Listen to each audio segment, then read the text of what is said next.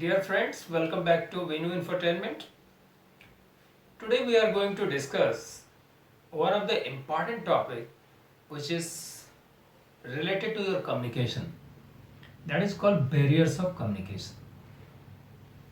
दोस्तों हम सभी जब एक दूसरे से बातचीत करते हैं, चूँकि मैं अभी मान लीजिए आपसे हिंदी में बातचीत कर रहा हूँ और आप हिंदी समझते हैं, तो ऐसी उम्मीद है कि आप इसको मैं क्या बोलने जा रहा हूँ उसको आप ठीक तरीके से समझ जाते होंगे। लेकिन जब हम अपनी संवाद को एक दूसरे से आदान प्रदान करते हैं, तो ऐसा हर वक्त नहीं होता है कि आप उन सारी बातों को, जैसे कि मैं आपके केस में सेंडर हूँ, स्पीकर हूँ, और आप इसके रिसीवर हैं, मीन्स डिकोड करेंगे मेरे बातों को, तो कोई ज़रूरी नहीं है कि हम चाहे एक भी भाषा में संवाद कर रहे हों, आप सब कुछ समझ जाए। और अगर एक दूसरे की बातों को हमने नहीं समझा तो हमारे संवाद फेल कर गए, मीन्स हमारा संवाद जो है वो टूट गया, लय टूट गया, और जो मैं आपको बताना चाह रहा हूँ वो आपको नहीं बता पाया। तो कहते हैं कि बिजनेस वर्ल्ड में communication plays an important role, because whatever you wish to communicate, if your recipient, intended target, does not understand it, then there is a possibility that your communication will fail, and as a result of that the organizational goal will fail because you haven't communicated it properly. So कहते हैं कि वो कौन कौन से चीज हैं, means what are those things which impede your communication, means which derail the process of your communication. अगर हम इस चीज को जान लें तो we can think of improvising it. So कहता है कि जो सबसे पहला बैरियर है वो कहलाता है physical barrier. Physical barrier means shows that proximity is important, means आप अगर नज़दीक हैं, ऐसे सारे रिसर्च दिखाते हैं कि अगर एक दूसरे का आप नज़दीक हैं तो आप उसकी संवाद को डायरेक्ट सुनते हैं और डिस्टॉर्शन की पॉसिबिलिटी कम होती है, means there is hardly any possibility of distortion between the communicator and the one who will receive those communication. कहते हैं कि इस लिहाज से कहते हैं कि अगर आप नज़दीक हैं तो कम्युनिकेशन बेटर होता है, और डिस्टेंस अगर है आपका तो वो उसके वजह से क्या होती है, कम्युनिकेशन फेल होने की पॉसिबिलिटी रहती है, क्योंकि उसके अंदर में कई सारी बाधाएं आ जाएंगी जब एक जगह से कम्युनिकेशन शुरू होगा और दूसरी जगह को जाएगा। दोस्तों ये जो फिजिकल बैरियर होता है ये क्या है कि देखिए कोई एक नॉइज़ हो सकता है, मान लीजिए किसी मशीन चल रही हो, आप वहाँ पे बात कर रहे हो, आपको नॉइज़ आ रहे हैं तो आपकी बातचीत एक दूसरे तक नहीं पहुँच पाएंगी। So it can be noise.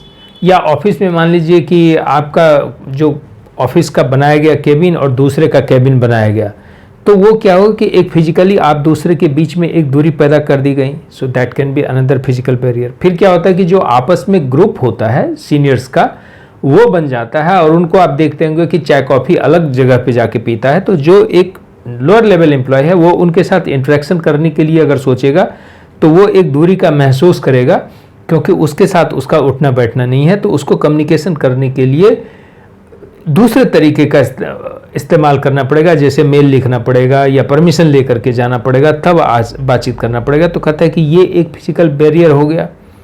सो कहता है कि इस तरह की जो कंडीशंस हैं, पीपल ऑफ डिफरेंट स्टेटस जो है, या टीम एंड टेरिटरी, मान लीजिए एक कंपनी है, उसकी कई सारे टीम अलग अलग जगह पे क्रिएट हो गई, अलग अलग क्षेत्रवाद वहाँ पे डेवलप हो गया, तो ये जो सारी चीज़ें हैं ये फिजिकल बैरियर कहलाती हैं।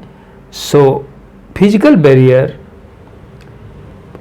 जो है ये कम्युनिकेशन को बहुत ज़्यादा बाधा करती हैं, और इस बैरियर्स को अगर हम रिमूव कर दें तो हम अपने बहुत सारे इश्यूज़ को बहुत स्मूथली हैंडल कर सकते हैं। किसी भी टीम के कोहेसिव टीम निर्माण में, means if you wish to create a cohesive team and if you are at a distance, then there is a possibility that there will be some mismanagement and there will be some lapses in communication, means थोड़ी बहुत ऐसी संभावना बनी रहेगी कि communication में कुछ न कुछ लैप्स हो जाएगा और लोग उस चीज़ को उस तरीके से नहीं समझ पाएंगे जिस तरह से आप उसको समझाना चाहते थे। क्लोज डोर मीटिंग हो गई, कोई कहता है कि ऑफिस में कई सारे ऐसे इश्यूज होते हैं, डेस्क है, ऑफिस में ब्रेक्स हैं, ब्रेक का टाइम है, separate areas for people of different status है, टीम एंड टेरिटरीज है, दैट अदर्स अवॉइड मीन्स ये सब एक तरह से बैरियर बन जाते हैं। आपने देखा होगा कि एक संस्था में कई तरह के छोटे छोटे ग्रुप बन जाते हैं, इसका मतलब एक ग्रुप का दूसरे ग्रुप से जो है कुछ ना कुछ डिस्टेंस हो गया, इसीलिए इसको कहते हैं these are all called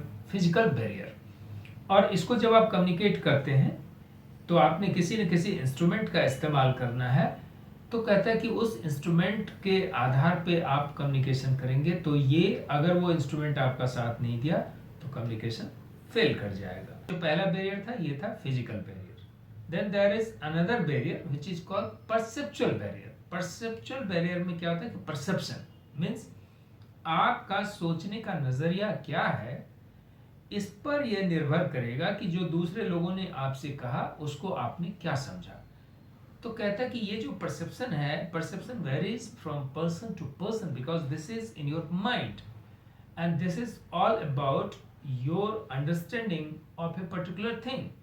So when somebody else tries to communicate with you and if you are not able to understand it properly, then it is primarily because you have certain perception about something and you try to comprehend those things based on your own understanding of that thing. Means आपकी समझने की क्षमता क्या है उसके आधार पर ही आप दूसरे की बातों को समझते हैं। तो चूंकि दो अलग अलग आदमी का सोचने का नजरिया अलग है, so the words choosing to communicate, the method choosing to explain, everything will vary and so is the outcome. Outcome means उस कम्युनिकेशन को जो समझने वाला है वो समझ पाया कि नहीं पाया, ये इस चीज पे निर्भर करेगा कि उसका परसेप्शन क्या है। सो कहता है कि ये जो बैरियर है ये कहलाता है perceptual barrier. Trying to communicate with somebody and if you have this idea in your mind that these people are cheaters, frauds, then you shall not be comfortable talking to them or you shall not explain everything that you want to explain them. तो कहते हैं this is your second barrier. I hope you understand it. Then the next barrier is your emotional